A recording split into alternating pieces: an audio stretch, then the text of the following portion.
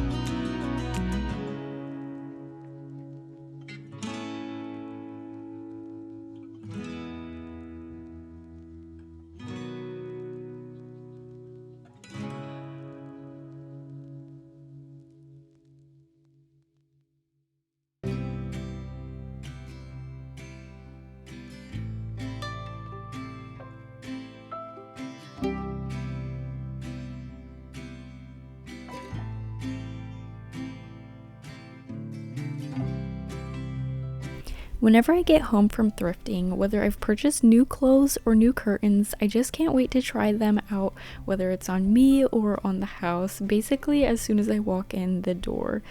So first up, I'm going to start with the curtains. I've had these white curtains up since we moved in, which I think was about 2 years ago now, and they've definitely taken on a bit of wear and tear from the dog, and unfortunately, pizza sauce, the very first month they were new, but what is a home if we're not living in it anyways?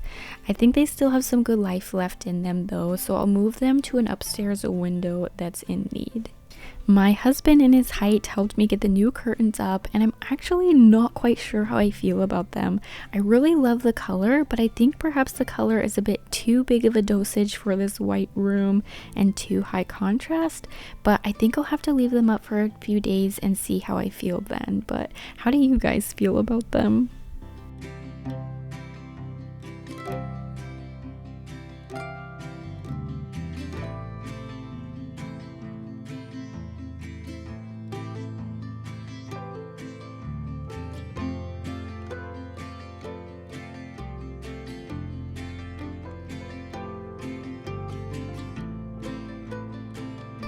One thing I do really love about these curtains is the scrunchiness at the top. It gives me an idea for storage cubes I have in the living room.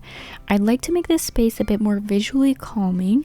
I don't really care for the top two left bins in this space, and I wonder what it would look like if I got some spring tension rods and hung some scrunchied fabric down from it. Whenever I get an idea like this, I like to kind of plan it out on my iPad to help me give a better sense of how it would look before putting the actual effort into a project. And I have to say, I'm still really not sure though. What do you guys think of this idea? I could definitely change out the fabric colors, but I would love to hear your thoughts. For this accordion peg rack, I didn't have a place on the wall I was ready to commit to nailing it into, so for now I thought it'd help spruce up the side of the kitchen. I just glued some magnets I picked up at Michael's and it did the trick. I was actually pleasantly surprised by the weight that it could hold after testing out a couple of different items on it. I'm gonna save these magnets for a future project. I think they'd look cute with a little fabric makeover, but that's a project for another day. I thought this little embroidery hoop made for the perfect decoration here. This is by far one of my favorite embroidery pieces I've ever made, and I think it's perfect for spring. If you're interested in making it yourself, I'll leave a link below to the pattern to my Etsy shop. This space could definitely use some more decorations, but for now, one of my baby's food face cloths will do until I get some more in the meantime. The wooden color of this peg rack reminded me that I had the perfect wooden matching basket upstairs that was just collecting some dust, so I thought this spot would serve as a better home to store these books that were just sitting atop the fridge. And I think the two together look so cute.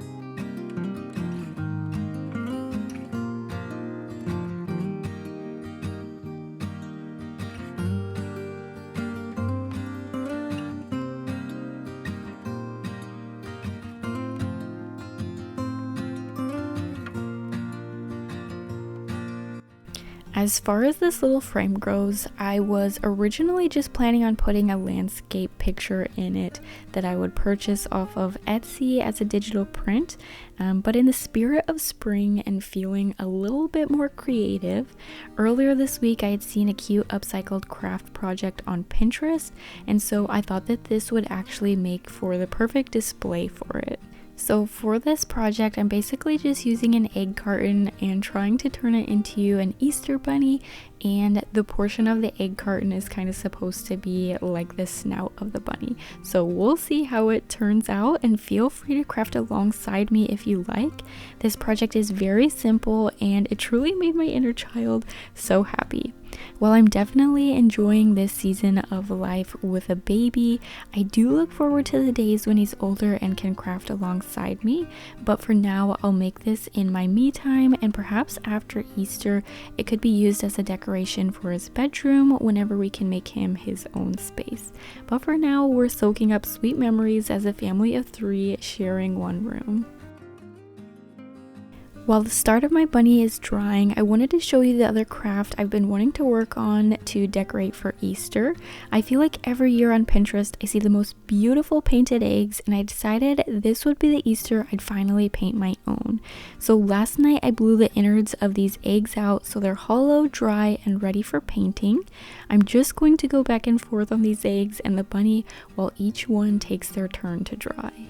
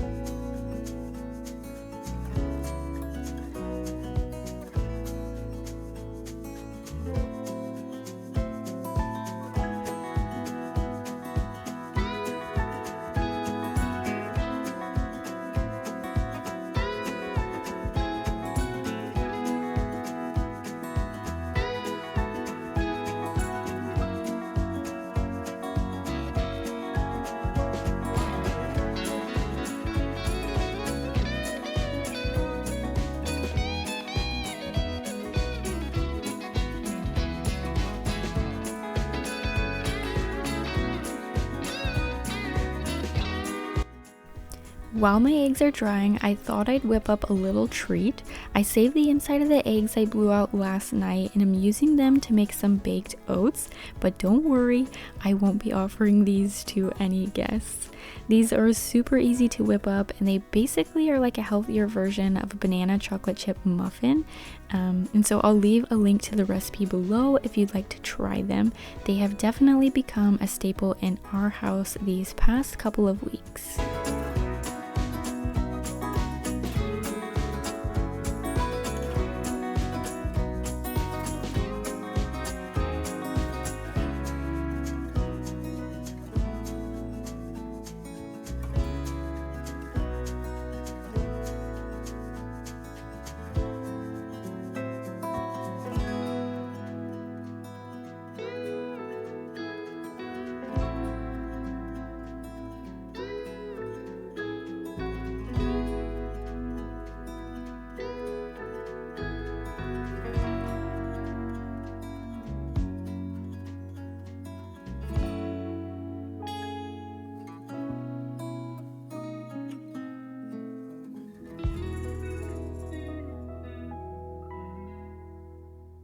While the oats are finishing baking up, I'm just going to go about hiding my little Easter eggs about the house. Next year, I'd love to do this again, but I think next time I'd rather prepare in advance by saving a variety of colored eggs, especially from like some locally little henned eggs of all the fun different colors. I think that would make it even more exciting. But I do love that I can store these eggs and just add to my collection each year. And perhaps next year I can make enough to hang on a little tree, like in this little embroidery hoop that I almost forgot to hang up. I had it stashed away upstairs and I thought I ought to give it its season to shine. If you want to stitch this up yourself, you can find the free pattern linked below. Thanks for coming along with me today, friend. I hope you found this video inspiring and encouraging in some way. And now, after all this crafting, I think I'd best go sit down and treat myself to a baked oat. I'll see you next time.